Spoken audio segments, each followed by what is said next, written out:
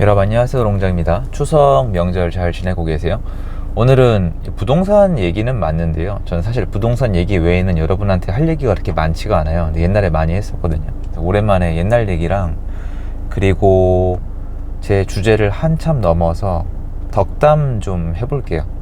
젊은 분들에게, 저보다 나이 많으신 분들에게 너무 건방이고, 저보다 젊으신 분들에게 정말 요만큼이라도 도움이 되는 내용이었으면 하는 마음이에요.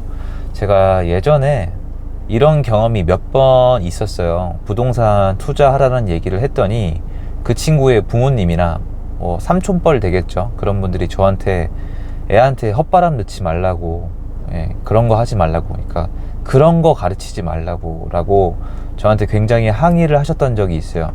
그게 한 3번인가 겪으니까 그 다음부터는 침묵을 한 거예요. 그 다음부터는 부동산 투자하라는 얘기를 안 합니다. 왜냐면 위험하잖아요. 근데 제가 그 친구한테 부동산 투자를 하세요라고 얘기하고 싶은 게 아니에요. 제 본질을 오늘 영상을 통해서 한번 좀 정리를 할게요. 본질은 뭐냐면, 남자랑 여자랑 둘 다 겪는 일인데, 여러분 그 여성분들 있잖아요. 여성분들의 삶이 전 정말 어려운 줄 알고 있거든요. 근데 전 함부로 아는 체는 안 해요. 저는 남자 인생밖에 몰라요. 전 이렇게 교집합이 없었거든요, 여성분들의 그 어떤 인생과. 저는 뭐 학교도 그렇고 전혀 없었어요. 여성분들이 20대 때랑 30대 때랑 나가서 좀 이렇게 보면은 달라요. 20대 때는 최고의 대접을 받아요. 콧대가 높고, 남자도 정말 본인이 원하시면은 웬만한 분들은 만날 수 있어요. 물론 사람마다 달라요. 근데 30대가 되면은 이거는 대부분의 분들이 인정을 하시는 거니까 인기가 많이 떨어져요.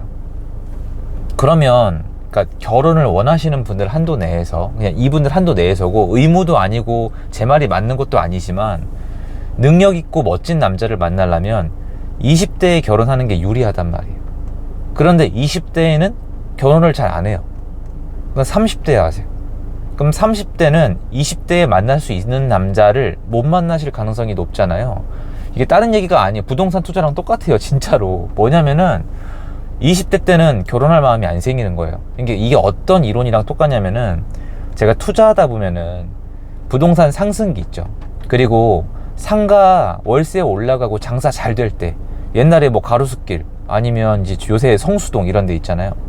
뭐든지 잘 나가고 권리금 붙고 상승기에는 팔기 싫어요. 내가 이걸 왜 팔아? 이건 내 평생 아이템. 더 심한 분들은 자녀한테 상속해 줄 거다, 이런 얘기를 하시거든요. 근데 이게 하락기 돼봐요, 쓰레기. 막 팔고 싶어 죽겠고, 그러면 호가는 더 내려가고. 이거랑 이론이 비슷하거든요. 잘 나갈 때는 팔 생각 자체를 안 해요. 왜냐면 팔 생각이 안 들거든요. 이거 막 혹시 이거 결혼이랑 이렇게 산다 판다 이런 거 엮지 말아 주시고요. 제 말은, 물론 결혼이 선택의 영역이긴 맞지만, 결혼 상대방 조건을 따지는 분 한도 내에서 20대가 더 유리하지만, 20대는 그걸 모르고 결혼할 마음이 안 생겨요. 그리고 30대가 되면은, 그러니까 좀 이왕 얘기하면 권리금이 없어지거나 떨어졌을 때는 결혼 시장에서요, 사람 자체 말고, 그때는 아쉬워해도 늦는다는 거죠. 무슨 말이냐면, 많은 분들이 헷갈리시는 게, 제가 얘기하는 부동산 투자는요, 여러분 내 집 마련 한 채 하고 1가구 2주택 하고 옮겨 타고 이게 아니에요. 부동산에 투자할 게 몇 개입니까? 토지 있죠, 뭐 구분상가 있죠, 아파트만 요새 아파텔, 생수, 뭐 오피스텔 별의별 거 다 있고, 빌라도 있고, 정비사업도 있고, 이거 뭐 월세, 전세, 깔세 막 되게 많잖아요. 이거 웬만한 사람들은요, 저는 가끔 나이 많은 분들이 저한테 부동산 상담을 옛날에 부탁하셨을 때 굉장히 후회한 적이 있어요. 왜 힘드냐면, 물어는 보시는데 다 안 돼요. 근데 제가 봤을 때 하나도 모르거든요. 대부분의 사람들은 평생 부동산 거래 몇 번 안 해요. 해봤자 전세 월세 거래거나 매매 거래 몇 번이에요. 아니면 해봤자 청약 넣으신 게 다거든요. 이건 제가 얘기하는 부동산 투자 영역에 깊이 들어간 게 아니에요. 부동산 투자 영역은 엄청나게 많아요. 갭 투자도 그 중에 하나일 뿐이에요. 근데 부동산은요, 시간을 먹고 자라기 때문에 일찍 시작할수록 좋고요, 리스크가 높기 때문에 여기 리스크가 없지 않아요. 이래서 일찍 좀 많은 에너지를 소유할 수 있을 때 시작하는 게 좋아요. 나중에는 못한단 말이에요. 젊으신 분들은 젊으셨을 때 할 수 있는 부동산 공부랑 투자가 따로 있고, 나이가 드셨을 때는 그때 할 수 있는 부동산 투자랑 공부가 다르단 말이에요. 전 그것 때문에 일찍부터 부동산 공부를 해라. 근데 많이 물어보세요. 그럼 부동산 투자 공부 방법이 뭐예요? 그럼 저 옛날에 뭐라 그랬어요? 살 거 찾아서 사라.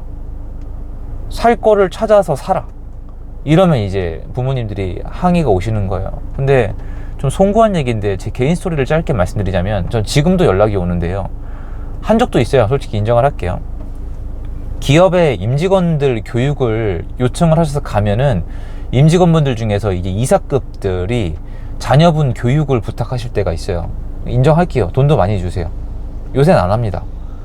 그럼 그분들은 저한테 왜 맡기겠어요? 그러니까 제가 스타일이, 제가 회사 생활이 어려운 이유가요, 여러분. 제가 못돼서가 아니에요. 진짜 전 그렇게 생각해요. 제가 못돼서가 아니라 제가 좀 바보 같아요, 사람이. 그러니까 전 일단 직장 들어가면은 저는 그렇게 느끼. 요새 사람들이 영리하고요. 그리고 상대적으로 여성 직원분들이 좀 더 영리하거든요. 저는 호구예요, 호구. 어떤 캐릭터인지 아시겠어요? 협업이 안 된다고요. 호구라고요. 남을 잘 못 괴롭혀요. 그럼 직장 생활 못 해요, 저는. 그래서 다 대화를 들어주고 상담을 해드렸던 거지 이젠 안 하죠. 여기서 분명히 말씀을 드려요. 그럼 문의를 해달라는 게 아니고요, 안 한다고요. 되게 높으신 분들, 돈 많은 분들이 요청을 해요. 비싼 비용을 내면서. 근데 아닌 분들한테는 얘기해봤자 씨알도 안 먹힌단 말이에요. 그래서 영상을 찍는 거예요. 제 의도가 뭔지. 일찍부터 부동산 공부를 시작을 하고 투자를 시작을 해야지 멀리까지 볼 수가 있단 말이에요. 중간에 시작하신 분들은 건물주까지 못 가고요. 좀 짧게 얘기할게요. 건물도 거지 같은 거 사세요. 건물주가 다 같은 건물주라고 생각하세요? 말 같지도 않은 얘기 하지 마시고요. 여러분이 생각하는 건물주, 그 건물주는요, 한국에서 몇 프로나 될까요, 여러분? 한 2%? 2, 3%? 2, 3% 안 되겠죠. 건물 중에 대다수가 거래가 어려워요. 진짜 건물주는 따로 있단 말이에요. 진짜 그 건물주 있잖아요. 여러분, 연예인들이, 잘 나가는 연예인들이, 여러분이 이름도 안 들어본 뭐 경기도권에 있는, 아니면 서울의 비강남권, 뭐 성수동 이런 데 말고요, 엉뚱한 데 건물 샀다는 거 몇 번이나 들어보셨어요? 툭하면 강남, 아니면 성수동, 아니면 용산, 아니어도 초기의 판교, 이런 데 아니에요? 왜 그러겠어요? 전문가가 옆에 붙어 있잖아요. 전문가들이 붙어 있다는 거는 거기는 거래가 된다는 뜻이거든요. 그런데 엉뚱한 데 투자하는 분들이 수두룩 빽빽해요. 왜 그런지 아세요? 부동산을 늦게 공부를 시작해서 그래요. 일찍 시작해야 된다니까요. 그런데 젊은 분들은 부동산 공부를 안 해요. 투자를 안 하게 돼 있어요. 소수의 분들 빼고. 그 소수의 분들은 저한테 와 있거든요. 왜 안 하느냐? 아까 결혼 시장이랑 똑같아요. 상가 권리금이랑 부동산 상승장에 팔기 싫은 거랑 똑같아요. 지금 재밌거든요, 인생이. 아니라고 하겠죠. 젊은 분들이 얼마나 힘든 줄 아냐고. 뉴스만 보지 마시고요. 젊을 땐 웬만큼 다 재밌어요. 저도 그랬어요. 저 젊을 때는 뭐 쉬웠겠습니까, 솔직히.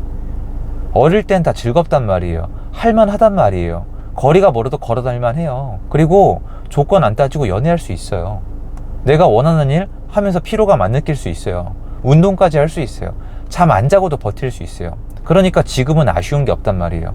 그러면 젊은 여러분, 한번 여쭤볼게요. 왜 유독 나이만 먹으면 부동산에 환장을 할까요?